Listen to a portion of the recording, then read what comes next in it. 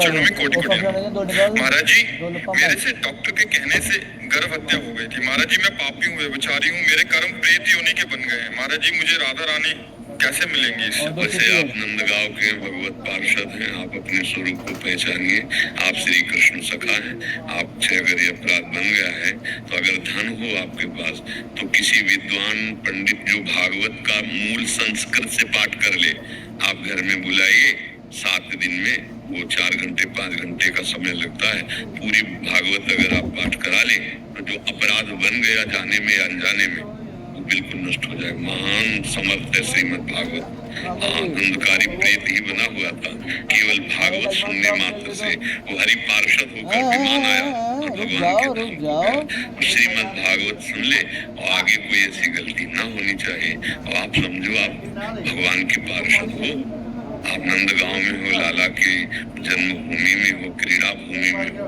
हाँ, क्या होता है गृहस्थी में अनजाने में भी ऐसे पाप हो जाते हैं।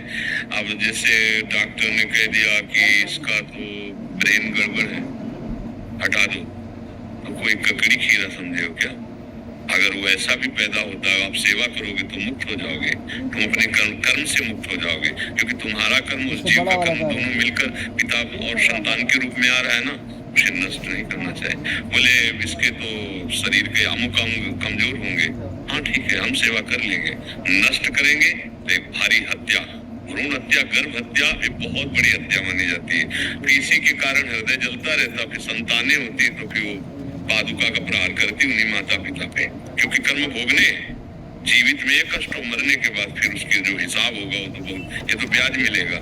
ये नरक गति प्राप्त। भ्रूण हत्या, गर्भ हत्या, महान हत्याएं होती है। और आजकल खिलवाड़ समझा जाता है। पीछे तो कई जगह ऐसा सुनने को मिला था कि अगर लड़की गर्भ में है तो ऐसा करके तो विचार करना चाहिए। आप देवी शक्ति का अपमान कर रहे हैं। तो पैदा किससे हुई है? तुम किससे पैदा हुए हो?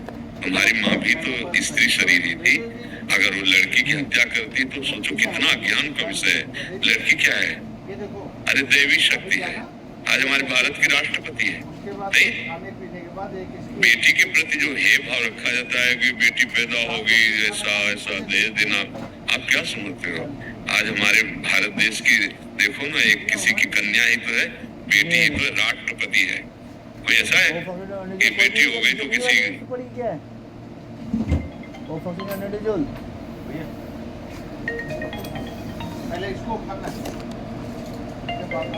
ऐसा नहीं है। हाँ, देवी शक्ति है। ये बड़े मूर्ख हैं जो अपनी गर्भस्थ कन्या की हत्या कराने की बात सोचते हैं। अरे दहेज देना, अच्छा ठीक है, लड़का हुआ, अब लड़कियां नहीं तो ब्याह कहाँ से होगा? ले लड़का घूमते रहो, कहाँ से? बस केवल लड़का तुम्हारे हो गया तो तुम महान हो गए क्या? वो लड़की हो गई तो कोई लघु हो गया क्या? ये उसकी उदारता है कि अपनी पुत्री को भी देता है, जो बनता है धन देता है, तुम्हारे सामने नमस्कार करता है। तुम्हें झुक जाना चाहिए। तुम्हारी कुल परंपरा को चलाने वाली कन्या तुम्हारे घर में आए, अब ऐसी मूढ़ता छा गई है। लड़का पढ़ लिख गया तो बेचते हैं। केवल चिन्ह नहीं तो बदला है, वो भी संतान है, वो भी संतान है। केवल तुम्हारे पुत्र का चिन्ह होने के कारण तुम इतना बलवती इच्छाएं प्रकट करते हो। मुझे इतना दहेज चाहिए, ऐसा ये तो बिकना हुआ। कितनी मूर्खता छा रही कि कन्या मात्र से फिर ऐसा, और सब दैवी शक्ति से ही प्रकट है। हम सब किससे पैदा हुए? किसी माँ से। माँ कौन थी? किसी की बेटी तो थी। कैसा कैसा अशुद्ध बुद्धि हो गई है, कैसे कैसे राक्षसी बुद्धि। जबकि किसी भी हालत में गर्भस्थ शिशु की हत्या करने का, आज का जो समय चला है ना, बहुत ही निकृष्ट भावना से चला है। बोले फिर क्या करें? इतनी जनसंख्या बढ़ जाएगी तो मूर्ख को संयम से क्यों ना चलो? संयम से चलो। संयम नियम है, उनके अनुसार चलो। जरूरी है पशुवत आचरण करो, जरूरी है ऐसे महापाप करो? संयम में रहो, ब्रह्मचर्य धारण करो। देखो ना, 10-10 हजार वर्ष तक ब्रह्मचर्य रहे और फिर पुत्र प्रकट किया तो गरुण जी, अरुण जी, ऐसे महान भगवत पार्षद प्रकट होते। अगर आप ब्रह्मचर्य रहकर संतान उत्पन्न, कई हमारे सामने ऐसे दृश्य आए कि बोले डॉक्टर ने कहा था कि इसका जो ब्रेन है वो कमजोर है, इसलिए हटा दो। हमने हटा दे। अब डॉक्टर को भी नरक मिलेगा और उस माता पिता को भी। हमने इसको ककड़ी खीरा समझ रखा है। वो जीवात्मा आ रहा है, उसको आने दीजिए। जो सेवा बने सेवा कर दीजिए, उसका भोग वो अपना भोग भोग लेगा और आपका भी भोग चला जाएगा। मान लो हम कह रहे पागल संतान है, तो तुम्हारे कर्म से उसका भी कर्म आने दो, सृष्टि में कर्म का निराकरण हो जाएगा, वो अपना भोग भोग लेगा, आप भी उसके सहयोग से जलेंगे, कष्ट सहेंगे, आपका पाप नष्ट हो जाएगा। तो मुक्त होने का रास्ता बन गया। अब आप मरवा दिए, और सोचो कैसी माया में, तो ये समझ में नहीं आता।